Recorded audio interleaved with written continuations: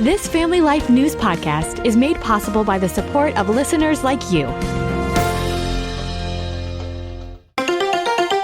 Next on the 5 o'clock report. It's going to stay cold for this week and this weekend. This was a historic snow. Ice storms are different. For me, I remain to be the one Democrat, at least, that refuses to shut our government down. Now, let's go to the newsroom.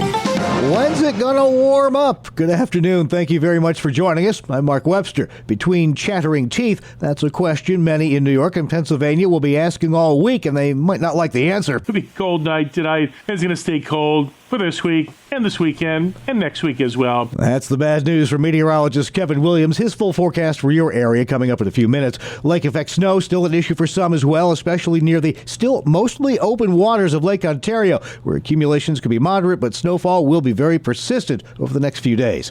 Also digging out across Pennsylvania, of course. Schuylkill County among many logging a second snow day today because they needed time to get out of their driveways. Yesterday I was out 3 times, just keeping everything clear, and today I was out this morning, get my mailbox open so I can get my mail. Meantime, 17-year-old William Wallace shoveling people's driveways. He's been doing that for a few years now and says he's been working around the clock since Sunday night. I have like over 20 clients that I've been doing right over here. I love doing it. I love making money. I love helping people. It's, it's a good thing to do, New Bethlehem and Clarion County got 23 inches of snow. Clintonville and Venango County, 22. Problems in Pittsburgh, too. They got a lot of snow. Mayor Corey O'Connor has declared a state of emergency after more than a third of the city's snowplow fleet broke down, leaving a lot of streets choked with heavy snow. This was a historic snow in the last 30 years.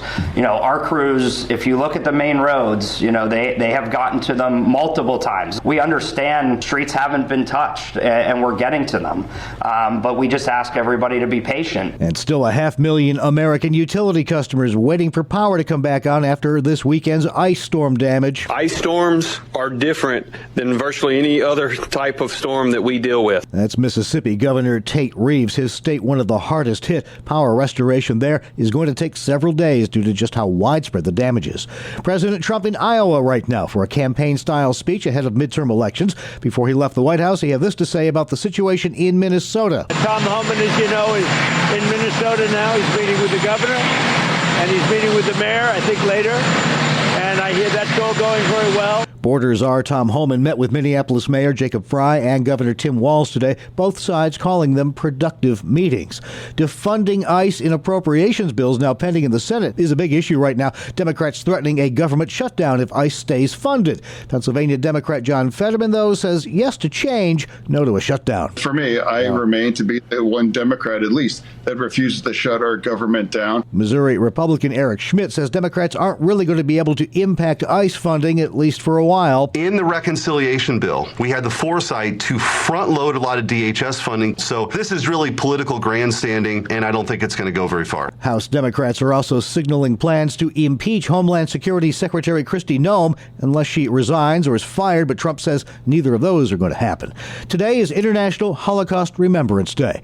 1 in 5 Americans aged 18 to 29 say the Holocaust is a myth. Editor-in-chief of the Jewish News Syndicate, Jonathan Tobin, says it's due in part to TV and influencers, interviews spreading through social media. I think the reason why that number has probably increased is because people who ought to know better have been platforming and promoting people who peddle these toxic ideas. Tobin also takes issue with Holocaust curriculum in schools. There's been a smattering of Holocaust education in this country, often without context, often people trying to universalize it to be a lesson about not being unkind to other people. But the Holocaust wasn't about garden variety unkindness. And it's led to the Holocaust being something of a political metaphor for anything that people don't like. Today marks 81 years since the Soviets liberated the final 7,000 Jews from Auschwitz.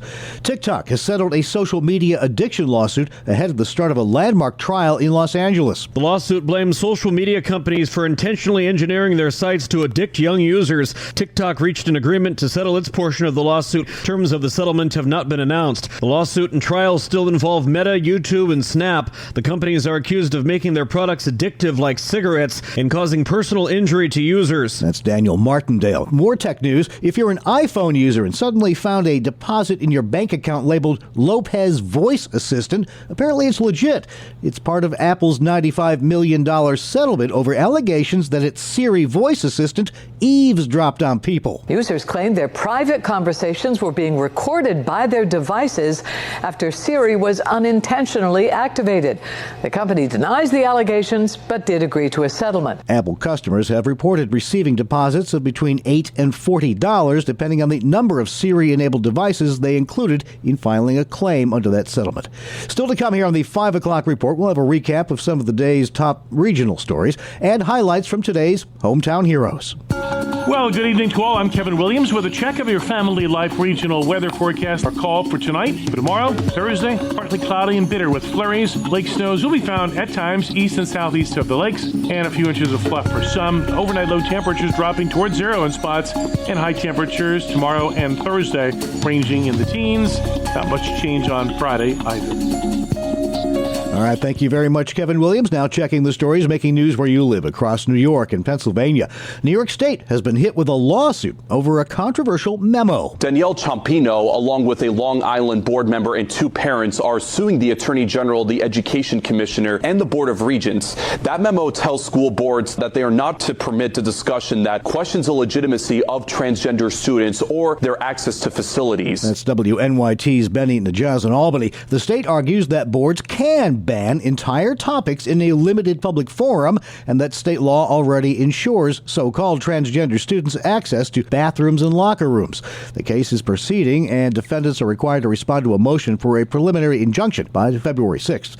18 Pennsylvania State House Democrats are calling on Congress to withhold ICE funding until it enacts safety reforms. We get more on that from Family Life's Sarah Harnish. Democratic Pennsylvania State Representative Tariq Khan of Philadelphia County, along with 17 other Democrats in PA, introduced a resolution today demanding Congress withhold funding to ICE following the shooting deaths of Alex Preddy and Renee Good. They're demanding ICE enact training changes, including clear and enforceable use of standards, independent reviews of agents, visible IDs, timely release of body cam footage when serious injury occurs, and stronger civil rights protections within DHS. Khan calling both shootings, quote, avoidable. Sarah Harnish, Family Life News. Thank you very much, Sarah. Next, here's the story of a man named Brady. CBS football commentator Tony Romo on the Pat McAfee Show talking about the Buffalo Bills hiring their offensive coordinator, Joe Brady, as the new head coach. I didn't love them letting Sean McDermott go. I think he's a great football coach. If you're going to make that play, though, this is the only reason that you do that, is because if you have a stud in your building who might get a head coaching job somewhere else, you keep him in-house. And the only way to do that is to hire him as your head coach. Brady apparently got a 5-year deal from the Buffalo Bills. New census data shows people in Pennsylvania are on the move, both coming and going. Here's the story from Family Life's Brian Query. About 234,000 people moved into Pennsylvania from other states last year, while roughly 252,000 residents left for somewhere else. That puts the Commonwealth among the 10 states with the highest levels of interstate migration. Of all states, Florida saw the biggest increase, while California saw the most departures. Census officials say large states tend to see higher movement overall, with population size driving both gains and losses. Brian Query, Family Life News. Thank you very much, Brian. And helping out the heroes, a bunch of kids with a snow day to play with in Western New York decided to instead use their free time to dig out fire hydrants. Kids in the town of Kendall shoveled out the hydrants so firefighters could access them quickly. There was shovels and snow blowers, and it was really fun. Much appreciated by Kendall Deputy Fire Chief Mike Cole, who told WROC, "It's a big help for us, especially going to emergencies. If they're buried, it takes us a lot of time to clean them out, hook up, and fight if there's a fire." As a thank you, the kids got a ride in a fire truck. Up next, highlights from today's Hometown Heroes. I had a chance to speak with Hornell, New York-based flight medic Hector Camacho, who recently hit some rarefied air for his profession, marking his 1,000th airborne patient transport. You're in a very specialized fraternity. There's just not a lot of air medics out there. For the layman who's never seen the inside of an ambulance, what's the life like? What's it like when you're a moment's notice, you're suddenly meeting somebody at their worst day in a critical situation most of the time? It's day to day, The reason why 1,000 is such a milestone is, because you take a day like today right now, in my area right now, we've had snow squalls, visibility has been terrible. So you have days where we can't help those people. Some of our local hospitals know that, like, if they got to get somebody transferred out of a hospital, if they could get us an ambulance to come pick us up, we'll come and we'll help that ambulance because we have a skill set that maybe that ground unit doesn't have. We could go in and help out that ground service to get this patient up to the facility where they need to get to, whether it's a ventilator or blood products. The job's constantly changing and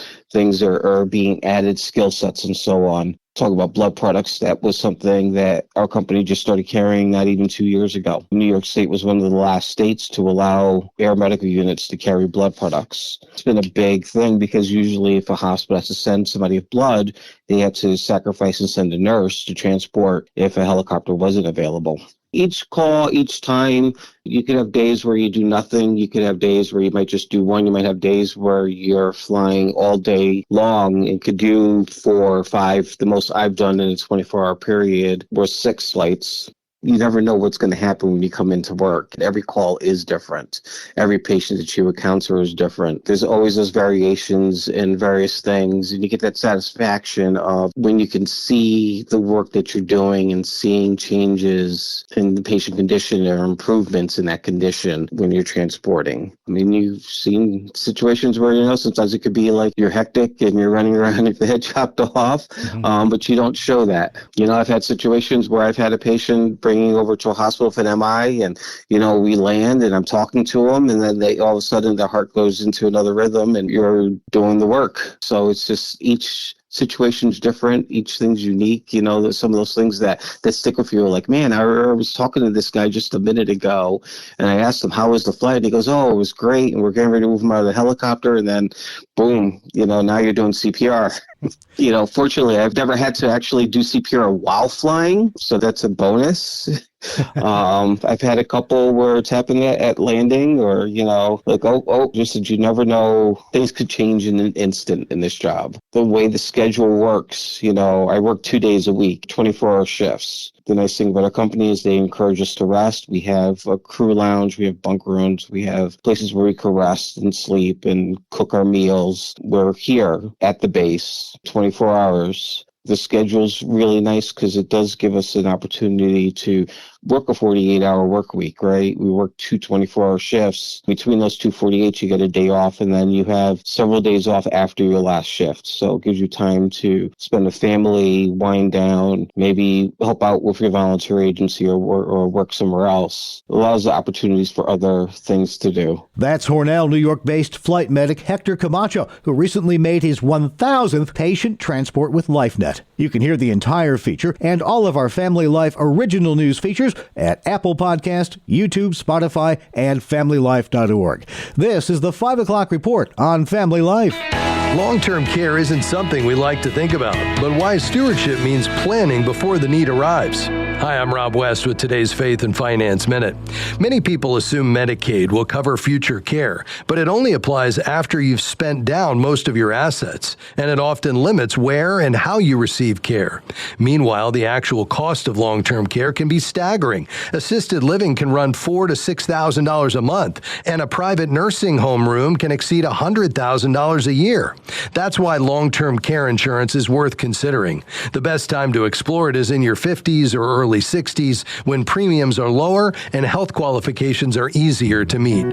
Thoughtful planning today protects your savings, preserves options, and relieves your family tomorrow. Connect with a certified Kingdom advisor who's been trained to deliver financial advice that aligns with your Christian values by visiting our website, faithfi.com. Thank you, Rob. Still to come on the 5 o'clock report, some little-known facts about a very well-known musical genius.